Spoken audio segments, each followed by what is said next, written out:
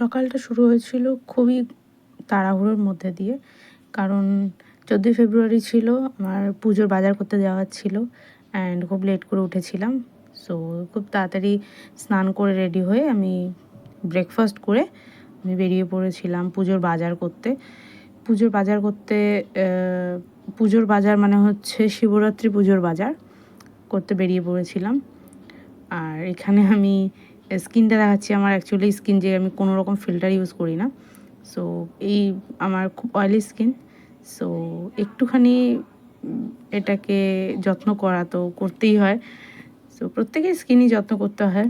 আমি খুব একটা বেশি কিছু করি না, স্কিন কেয়ারের মধ্যে বেসিক জিনিসগুলোই রাখি। So moisturiser, sunscreen and toner, ব্যাস এগুলো খুব বেশি কিছু না, বেসিক একদম।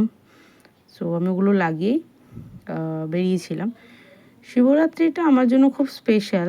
তার কারণ হচ্ছে সারাদিনের মানে আমাদের যে দৈনন্দিন লাইফ এতটাই ব্যস্ততার মধ্যে দিয়ে কাটে, এত কাজ থাকে, যার জন্য আমরা ভগবানকে একটু সময় দিতে পারি না এক্সট্রা।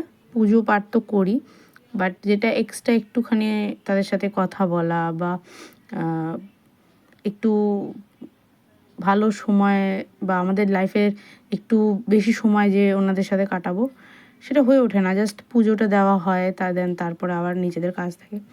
সো শিবরাত্রিটা হচ্ছে এমন একটা দিন, যেই দিন সারাটা রাত্রে আমরা মানে ওখানে থাকি, ঠাকুরের নাম গান করি, অনেকজন থাকে আমাদের সাথে।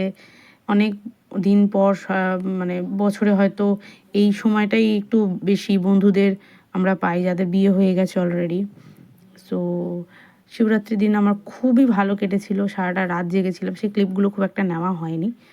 সো তারপর আমি চলে গেছিলাম আমার বন্ধুর সাথে, ঠিক তার পরের দিন, শিবরাত্রির পরের দিন আমি চলে গেছিলাম একটুখানি পৌরসভায়, আমার একটু কাজ ছিল।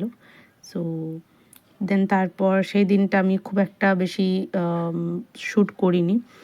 তারপর রাত্রেবেলা আমি একটু একটু স্কিন কেয়ার করেছিলাম, খুবই অল্প।